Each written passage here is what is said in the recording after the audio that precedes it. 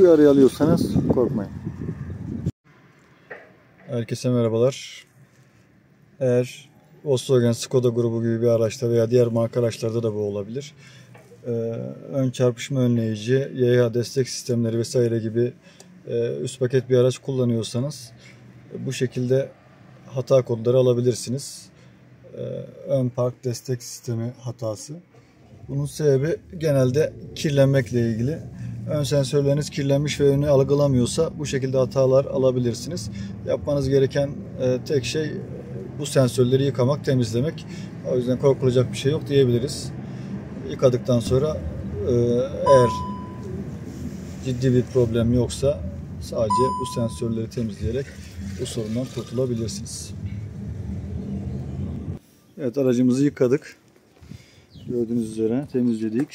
Şu sensörlere bazen işte sinek vesaire temas ettiğinde, oraya yapıştığında kısa devreye sebebiyet veriyor. Bu da arıza yakmasına neden oluyor. Temizlediğiniz zaman bunlar gidecektir. Deneyelim şimdi.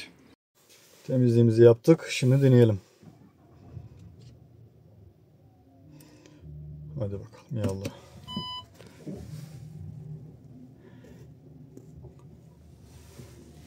Şu an çalışmadı. Bir sıkıntı yok gibi.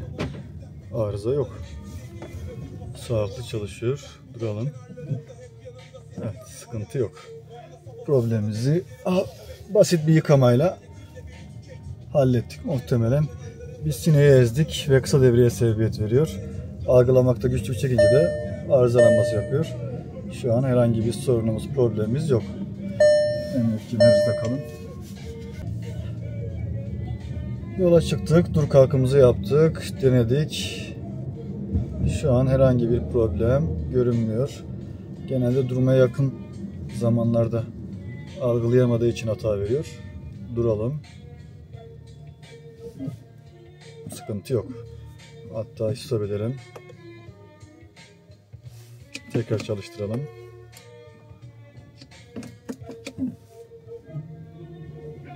Evet. Herhangi bir sıkıntı görünmüyor.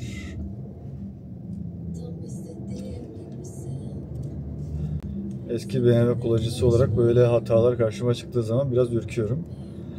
Ama çok şükür böyle ciddi bir problem yok. Ne kadar teknolojik ekipman, donanım varsa o kadar çok arızaya sebep olması demek. Arızaya gebe olması demek araçların. Ama bizim aracımız o kadar eski bir araç değil henüz. Öyle problemler için erken. Evet, sıkıntıyı gidermiş görünüyoruz.